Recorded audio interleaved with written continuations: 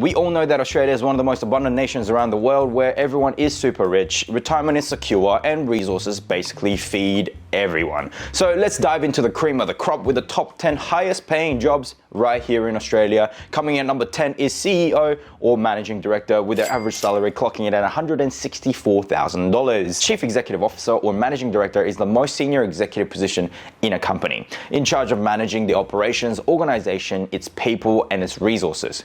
General managers oversee development of business plans, budgets, strategies, and identify risks that could affect the company's efficiency, productivity, and ultimately its profitability. Qualifications on this job is pretty loose, as long as you complete a business-related bachelor's degree, or maybe not, and build your experience on the job itself. There's no singular way to become the head of a company. And there are outliers and many different avenues, but education, not only necessarily limited to just that of school or academics, and of course experience, are the two most important and consistent factors for success in higher level business. Number 9, we have Enterprise Architecture Manager. Their average salary is $168,000. Unfortunately, this job has nothing to do with building buildings. In fact, enterprise and systems architect managers are responsible for the direction, performance, and technical aspects of the organization's IT networks, from upgrading and improving services to overseeing software and hardware implementation and installation. They are the big picture guys for the IT performance of their company and are in charge of enterprise architects, software architects, and other IT professionals. In terms of qualifications, of course, you need a diploma, bachelor or master's degree in computer science, information technology, or a related field. Experience as a computer programmer and software developer would be an advantage, as with hands-on experience with various systems, hard drives, and cloud computing can be advantageous. And of course, experience in management, leadership, and business development would also be an advantage. Coming in at number 8 is mining engineer. Their average salary clocking in at $184,000. Mining engineers are in charge of evaluating, planning, and overseeing the construction of a mine. They identify potential development sites by collaborating with geologists and conducting surveys of the mineral deposits, as well as coordinating the actual employment of staff and implementing safety programs and procedures. They are also responsible for returning the mines to their original state once mining is completed. Their qualifications, of course, include undertaking a Bachelor of Engineering degree, majoring mining or geotechnical engineering, which will allow you to apply for a job as a graduate mining engineer. Now, after 2 or 3 years of this grind as a graduate, you will become a professional mining engineer. Yay. Number 7 is judicial or other legal professions. Their average salary clocks in at around $188,000. Again, this is a broad term which covers many different jobs within the legal sector. However, it can range from judges to all kinds of lawyers specializing in contracts, personal injury, bankruptcy, immigration, crime, corporate, and many other things, to paralegals and administrative assistants. A career in law is exciting, they say, because you can choose which field you want to be involved in and can utilize your skills to make serious changes to legislation at the local, state, or federal levels, as well as in court, tribunals, and royal commissions. And of course, to participate in the legal profession, you need to have completed a Bachelor of Law degree, then complete practical legal training, which can be completed in less than a year. You'll get you one of these. And then what you need to do is gain admission from the relevant state or territory's admissions authority within 5 years of graduation, which looks like one of these. Then you apply for a practicing certificate from the local law society and complete 24 months of supervised practice at a law firm. Coming in at number 6 is medical practitioners, with their average salary coming in at $222,000 a year. Now, there's a long list of medical practitioners and their roles and salaries vary greatly. Some of the most competitive and well-paying medical practitioner roles include cardiologists, orthopedic specialists, and gastroenterologists, who have a collective average salary of about $450,000 a year.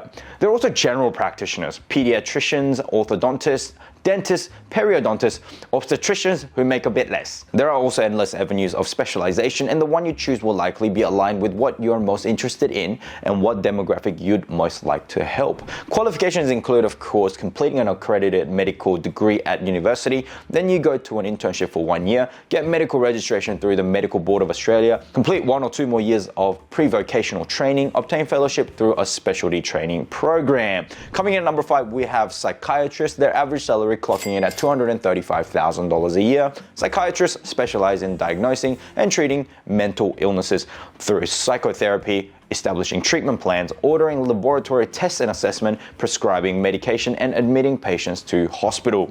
Their qualifications, of course, include completing an accredited medical degree at university, becoming a registered medical practitioner, and applying to the Royal Australasian College of Physicians to undertake further training and passing the RACP written and clinical examination. You then have to receive specialized training for a further 6 years.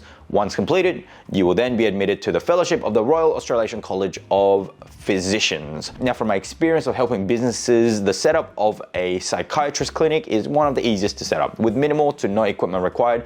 Literally all you need is a room and a chair, and the pay is phenomenal. Whereas to set up an optometry practice, for example, you will need much more initial investment, and it's basically a retail business. Coming at number 4 is a financial dealer. Their average salary clocks in at $275,000. Literally, I have no idea why they call it that, but here is what they do. They analyze social trends, market conditions, and government regulations, as well as analyze and interpret their clients' financial circumstances in order to buy and sell commodities for a profit.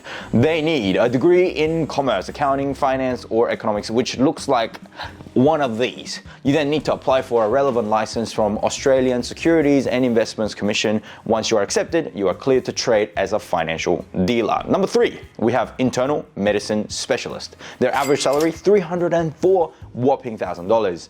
Internal medicine specialists are trained to diagnose, manage, and treat complex, sometimes complicated or difficult to diagnose health disorders. They often consult with other practitioners and may have particular concentrations or subspecializations, from infectious diseases, cardiology, geriatric medicine to rheumatology. To be qualified, you need to complete a medical degree at university, complete an intensive 3-year internal medicine residency, receive training in adult internal medicine for 3 years full time. When you have successfully completed your advanced training, the overseeing committee will recommend you for admission to fellowship. You will then receive an invitation from the Royal Australasian College of Physicians to apply for fellowship to your division, faculty, or chapter. Coming at number 2, we have anaesthetists. Average salary, $386,000. Anaesthetists knock you out for a living. They prepare surgical patients for their procedure, which includes pain relief, surgery preparation, and implementing a patient care plan before, during, and after the procedure.